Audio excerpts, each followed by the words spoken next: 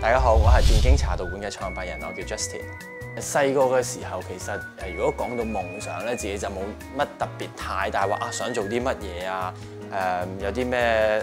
嘢想達成嘅，咁都係想覺得簡簡單單咁開開心心咁生活就 OK 啦。咁開始就慢慢接觸到一啲可能佛家啊、道家呢啲咁樣嘅書籍啦。咁但係我自己都係一個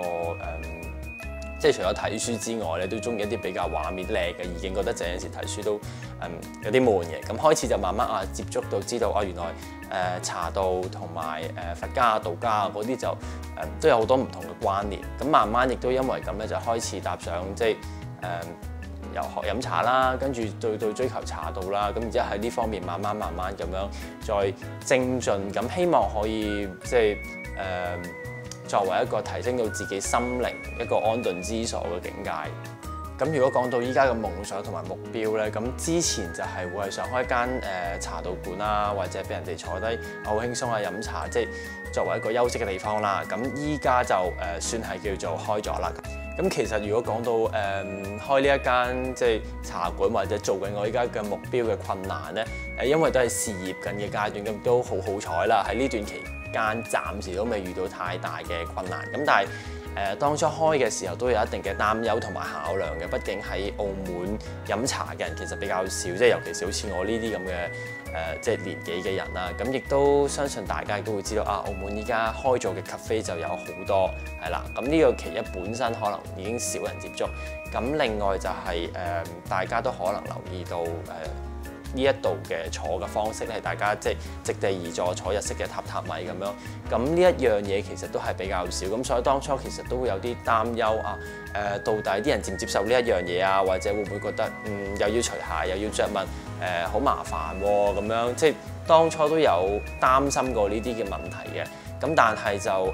可以話係我自己嘅信念啦，又或者一廂情願都好。咁我覺得其實呢一種坐嘅方式，或者呢一種即係飲茶嘅形式嘅方式，其實係舒服同埋係即係覺得係真係比較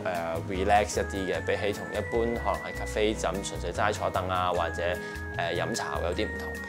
咁講到一啲夢想或者所謂嘅勉勵嘅説話啦，咁其實通常來去都會係可能最緊要堅持努力咁樣。咁但係我自己就覺得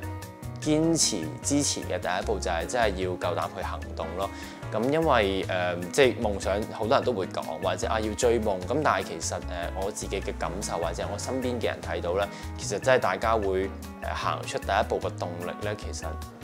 會做呢一步嘅人其實好少唔多係啦。咁但係我自己就覺得可能大家都會受到社會上面嘅一啲唔同嘅壓力啦，包括屋企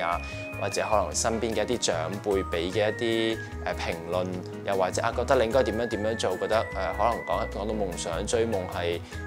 嘥氣不切實際。咁但係我就自己覺得其實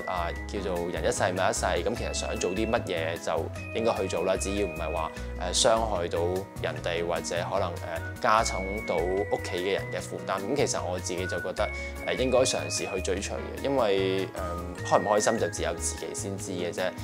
我自己覺得人就唔應該係活喺人哋嘅期望當中，而係要為自己而去存活咯。大家好，我係電經茶道館嘅創辦人，我叫 Justin。